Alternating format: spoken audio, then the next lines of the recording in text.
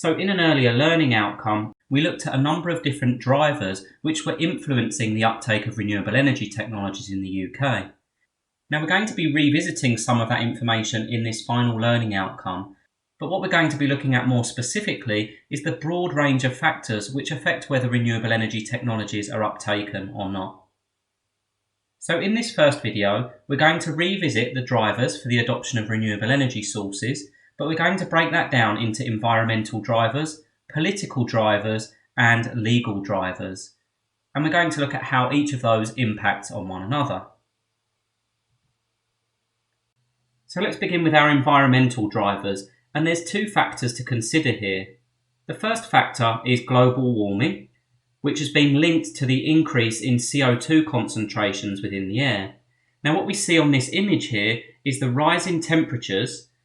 Note that these temperatures are in degrees Fahrenheit, but the rise in temperatures from 1880 to around 2010.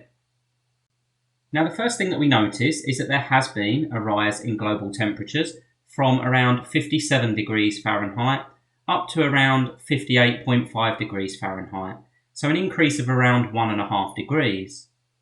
Now that may not seem hugely significant in itself, but when we map CO2 concentrations in the air onto the same graph, what we see is there's a definite correlation. So we see concentrations ranging from around 300 parts per million in 1880, rising to around 390 parts per million just after the year 2000. And we can see a definite correlation between those two sets of data. And that's why reducing carbon dioxide emissions is such an important environmental factor. Now once again, rises of 1.5 degrees may not seem significant, but the effects that has on things such as the polar ice caps as an example is significant. And there's lots of information on the internet regarding the effects of global warming. Now another factor to consider is that we're depleting the reserves of oil, gas and coal. And I'll give you a couple of examples here. This diagram here shows the world coal reserves. And on the right hand side, we see how the coal reserves for all of these different countries and continents is reducing. So we see reductions in the amount of coal reserves for the vast majority of these countries. Where we see an increase, it isn't because the amount of coal has increased, but new reserves have been discovered. Now the data that we're looking at here is from a statistical survey that was conducted by BP, and at the bottom it summarises their findings. It says world proved coal reserves are currently sufficient to meet 134 years of global production, and that will be based on our current rate of production or our rate of usage. So 134 years once again may seem like a long time, but it's still a finite period of time.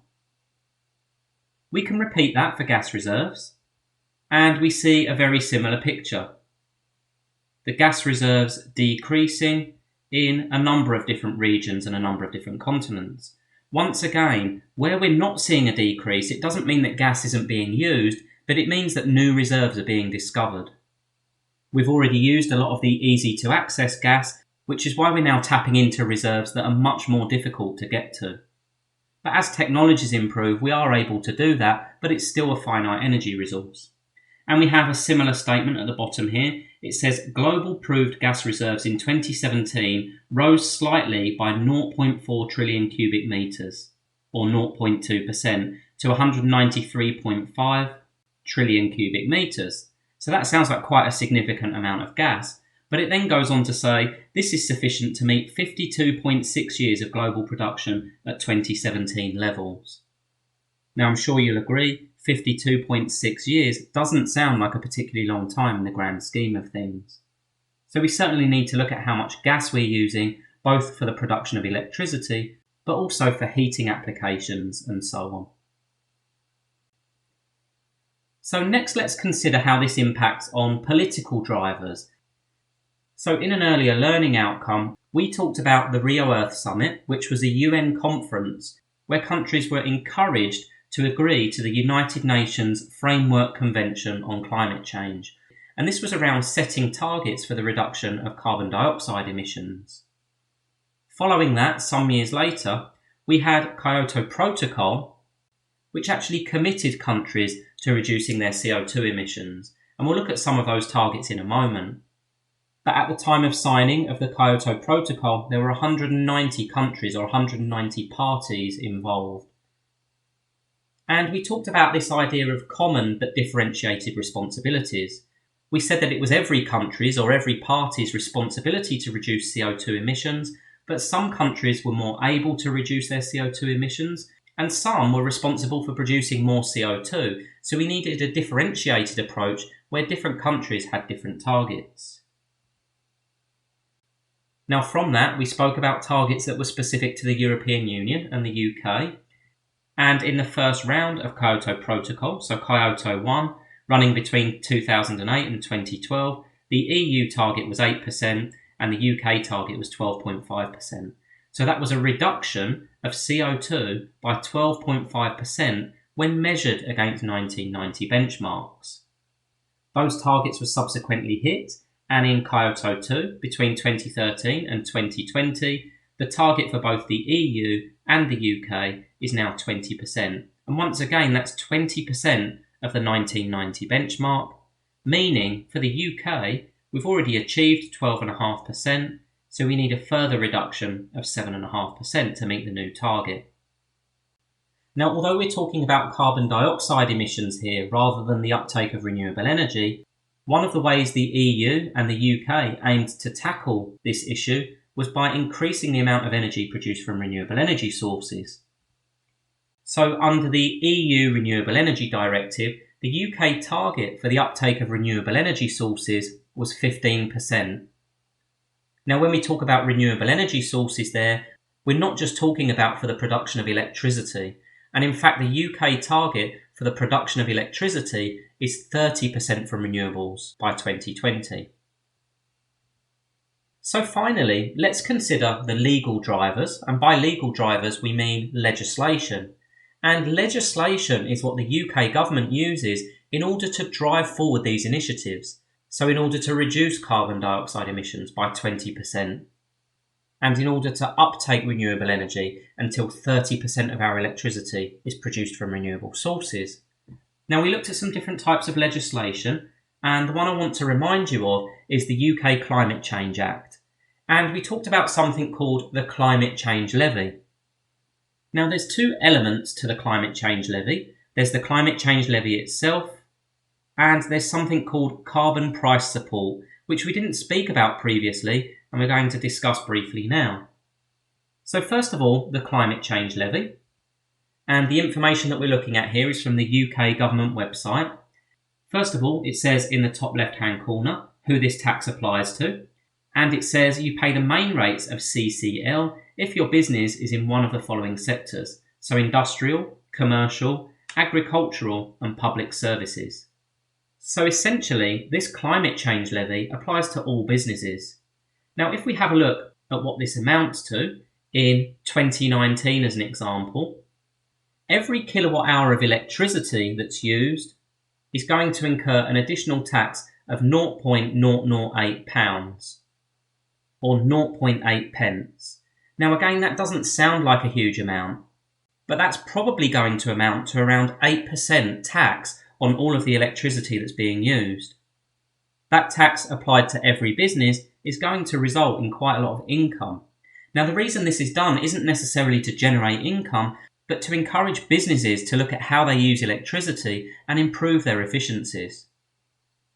The link between the amount of energy used by industry and the amount of carbon dioxide produced by industry is a tight link. So by reducing the amount of electricity used, we can reduce the amount of carbon dioxide produced.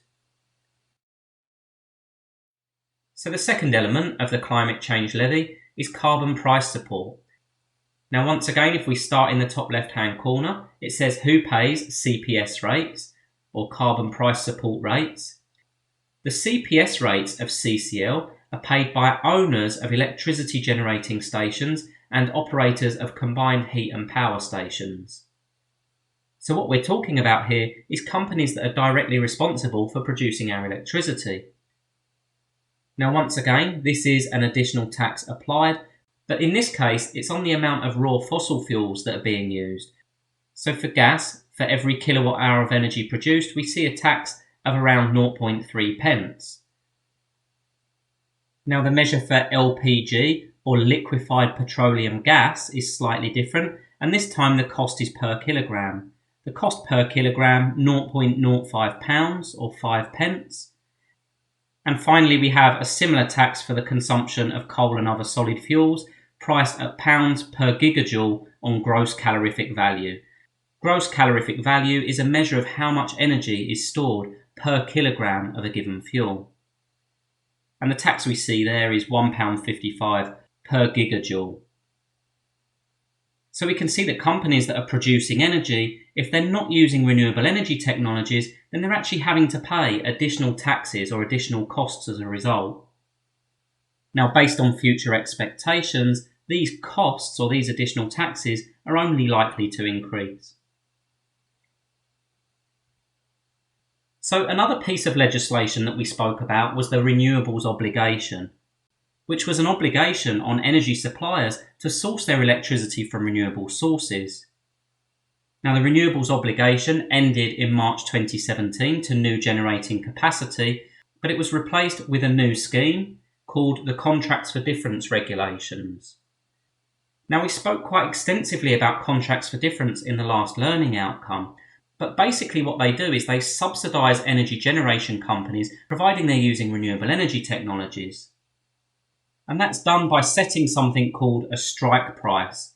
Now, when the renewable energy company produces electricity and sells it on the wholesale market, contracts for difference are used to top that money up to ensure that profits are being made by the energy generation company.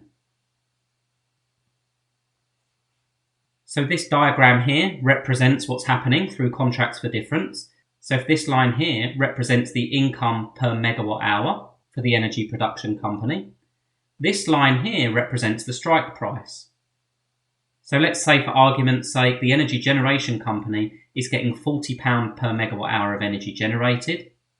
In this case, we can see that the contract for difference is topping that up to around £70.